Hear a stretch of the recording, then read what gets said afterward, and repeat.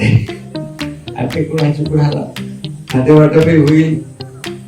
मुख्यमंत्री महोदयांच्या नेतृत्वाखाली नागपूर उपकर मुख्यमंत्री देवेंद्रजींचं मी अभिनंदन करतो, त्यांनाही शुभेच्छा देतो. खरं म्हणजे आणि त्याचा तिसऱ्यांदा मुख्यमंत्री झाले त्यांचं मी अभिनंदन करतो. यापूर्वी केलेलं आहे, पुन्हा अभिनंदन. 2.5 वर्षामध्ये आमच्या कामांचा स्ट्राईक रेट महायुतीचा देशात नंबर 1 होता. आणि म्हणून आपल्याला माहित आहे की लोकसभेच्या निकालानंतर त्यांनी मंत्रिमंडळ तयार करून टाकलं होतं. मंत्री कुणाला, मुख्यमंत्री कोण, काय सगळं. परंतु जनतेने दाखवून दिलं, त्यांनी आम्हाला हलक्यात घेतलं म्हणून त्यांची ही गत झाली. हिवाळी अधिवेशनासाठी उपस्थित सर्व पत्रकारांचं स्वागत. आज मंत्रिमंडळ विस्तार झाला, सर्व मंत्र्यांचंही स्वागत, त्यांनाही शुभेच्छा. गेल्या काही दिवसामध्ये तुम्ही लोक सगळे मंत्रिमंडळाचं वाटप करत होता, पण आज आम्ही पाहत होतो कोणाला किती मंत्री, कुणाचे किती खाते, खाते कोणाचे कोणाला खाते वाटपही होईल. मुख्यमंत्री महोदयांच्या नेतृत्वाखाली आणि खरं म्हणजे अतिशय मोठं मॅन्डेट. आणि हे अधिवेशन आपलं नागपूरमध्ये होतंय.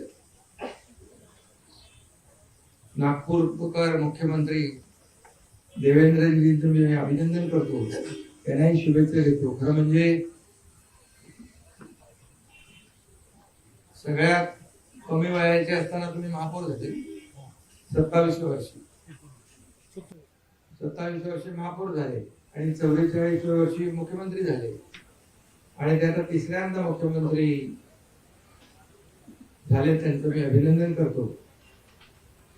पुन्हा येईन म्हणाले. काही लोकांनी त्यांची टिंगल केली, पण ते पुन्हा आले आणि म्हणून मी त्यांचं मनापासून अभिनंदन नागपूरमध्ये करतो. यापूर्वी केलेलं आहे, पुन्हा अभिनंदन. खरं म्हणजे आमच्या महायुतीची एक नवीन इनिंग सुरू झालेली आहे. प्लेयर तेच आहे, विरोधी पक्ष तोच आहे, मॅच नवीन आहे. आणि म्हणून खऱ्या अर्थाने आम्ही गेली 2.5 वर्ष टीम म्हणून काम केलं. मी मुख्यमंत्री म्हणून काम केलं. माझ्यासोबत देवेंद्रजी, अजितदादा. देवेंद्रजींना 5 वर्षाचा मुख्यमंत्री पदाचा असलेला अनुभव गेल्या 2.5 वर्षामध्ये कामी आला. आणि आम्ही सुरुवातीला दोघांनी कारभार सुरू केला. अजितदादा नंतर आले आणि आम्ही टीम म्हणून काम केलं. आणि खऱ्या अर्थाने आपल्यालाही माहित आहे, मी सभागृहात देखील म्हणालो की जसं ते पुन्हा येईल म्हणाले, तसं मी त्यावेळेस म्हणालो होतो की आम्ही दोघं मिळून 200 आमदार निवडून आणणार. आणि नंतरच्या पुढचे 232 आले, 37. ते अजितदादा आले बोनस. आणि म्हणून आम्ही जे म्हणालो ते जनतेने देखील आमच्यावर विश्वास टाकला आणि लँडस्लाइड मॅन्डेट आम्हाला मिळालं. त्यामुळे आमची आता जबाबदारी वाढलेली आहे. जनतेच्या प्रती आम्ही उत्तरदायित्व आहोत. आणि खरं म्हणजे विदर्भामध्ये हे अधिवेशन होतंय आणि विदर्भाला देखील आम्ही 2.5 वर्षामध्ये न्याय देण्यासाठी अनेक निर्णय घेतले. आणि आमचं मिशन एकच आहे की मिशन समृद्ध महाराष्ट्र. संपूर्ण गेल्या 2.5 वर्षामध्ये आपण पाहिलं की महाविकास आघाडीने जी थांबवलेली विकास कामं ती आम्हाला त्याला गती दिली, जी देवेंद्रजींच्या काळामध्ये सुरू झाली, परंतु नंतर ते प्रकल्प बंद पडले. ते फार म्हणजे शेतकऱ्यांच्या हिताचे, जनतेच्या हिताचे प्रकल्प होते, परंतु आम्ही त्याला चालना दिली. त्याची काही उद्घाटने आदरणीय प्रधानमंत्री महोदयांच्या शुभ हस्ते झाली आणि एकीकडे विकास आणि दुसरीकडे लोककल्याणकारी योजना याची सांगड आम्ही घातली आणि मला अभिमान आणि आनंद आहे की आमच्या टीमचा की लोकांनी देखील आमच्या कामाची पोचपावती दिली आणि तुम्हाला सगळ्यांचे अंदाज फोल ठरले. अनपेक्षित असा विजय, दैदिप्यमान असा विजय आम्हाला मिळालेला आहे. आणि जसं मला देवेंद्रजींनी खंबीर पाठिंबा दिला, ते उपमुख्यमंत्री होते आणि मला मुख्यमंत्री म्हणून त्यांनी पाठिंबा दिला, नंतर अजितदादांनी दिला, तसाच हा एकनाथ शिंदे देखील देवेंद्रजींच्या पाठीशी खंबीरपणे उभा राहील. कारण तुम्ही रोज काहीतरी सांगता, नाराज आहे काय काय, आता नाराज आणि खुशी आनंद कसा काय व्यक्त करायचा त्याचं एक डेफिनेशन पण तुम्ही सांगायला पाहिजे. आणि म्हणून आमच्या टीम मध्ये आम्ही सगळे एक टीम म्हणून काम करणार आहोत आणि आम्ही तिघं आणि आमचं मंत्रिमंडळ जे आहे हे राज्यातल्या जनतेला आम्ही आमची जबाबदारी आहे त्यांच्या प्रती, आम्ही अन्सरेबल आहोत त्यांना. आणि म्हणून चांगलं सरकार या ठिकाणी, लोकाभिमुख सरकार आणि जे गतिमानतेने आम्ही निर्णय घेतले तसेच गतिमानतेने निर्णय यापुढे आम्ही घेऊ आणि खऱ्या अर्थाने या ठिकाणी एक लोकाभिमुख सरकार, एक सर्वसामान्यांचं सरकार म्हणून आम्ही म्हणत होतो.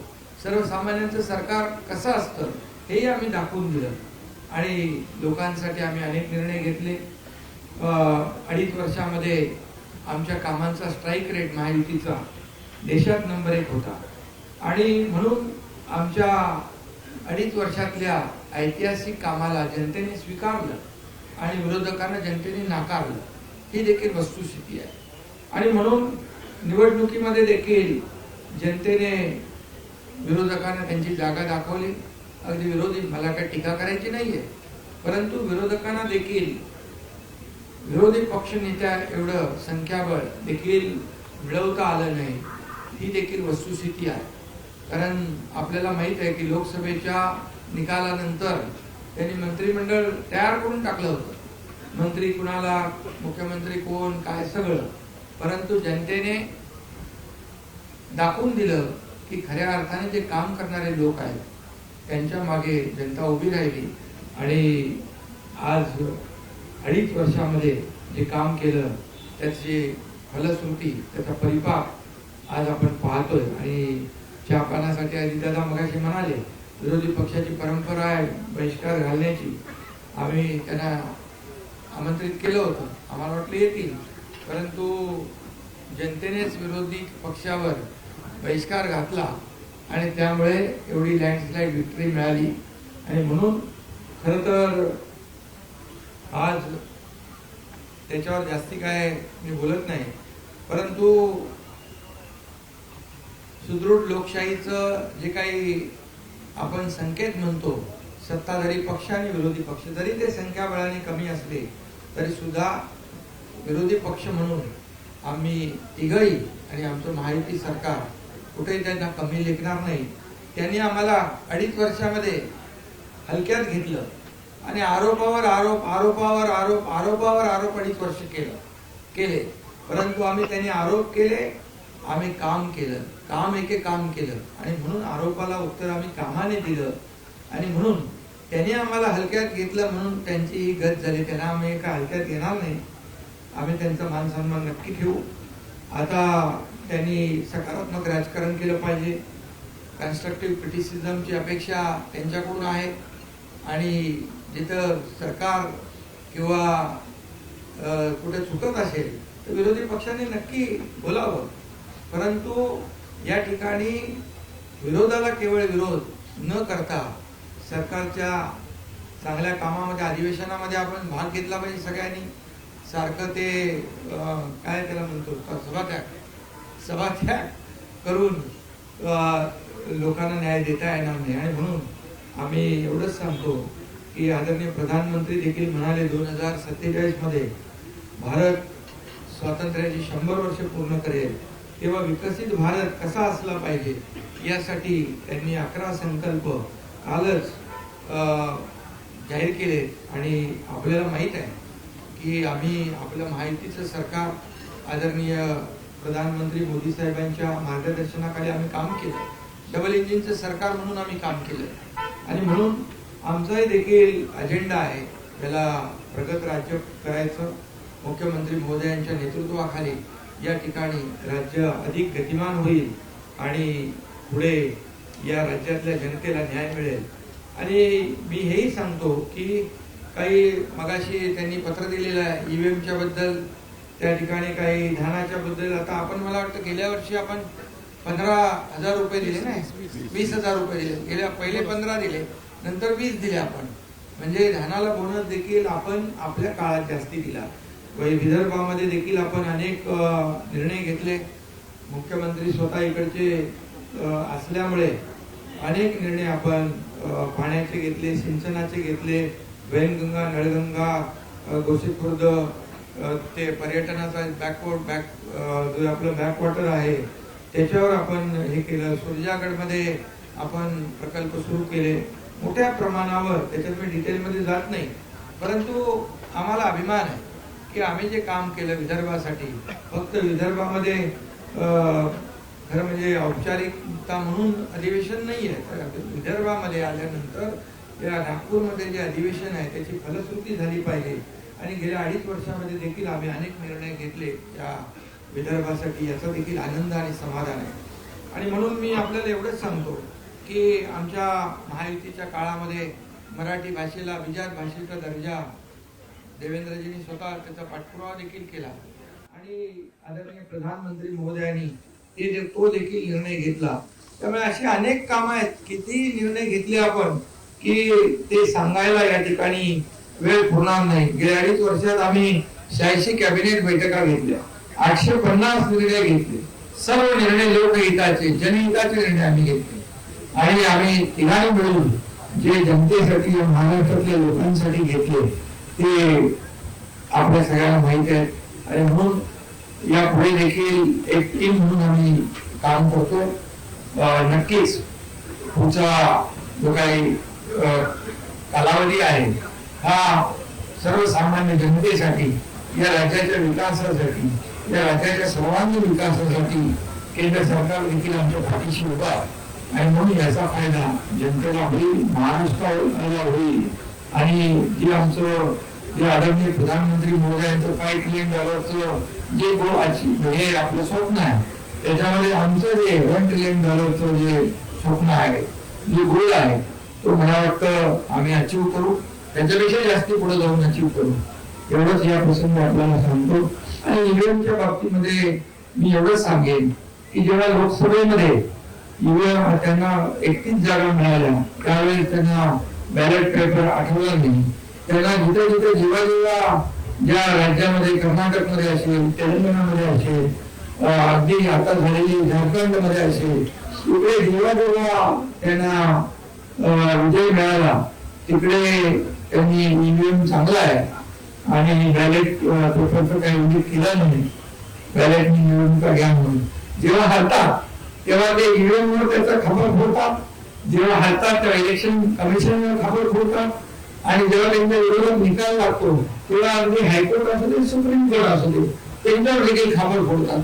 त्यामुळे ही दुटप्पी भूमिका आहे. आणि म्हणून मी एवढंच सांगतो की हार जी आहे आम्ही लोकसभेमध्ये दिलदारपणाने स्वीकारली आणि आम्ही कुठं त्रुटी आहे त्या शोधल्या आणि ज्या धडाक्याने आम्ही काम केलं त्यामुळे विधानसभेमध्ये परिवर्तन घडलं.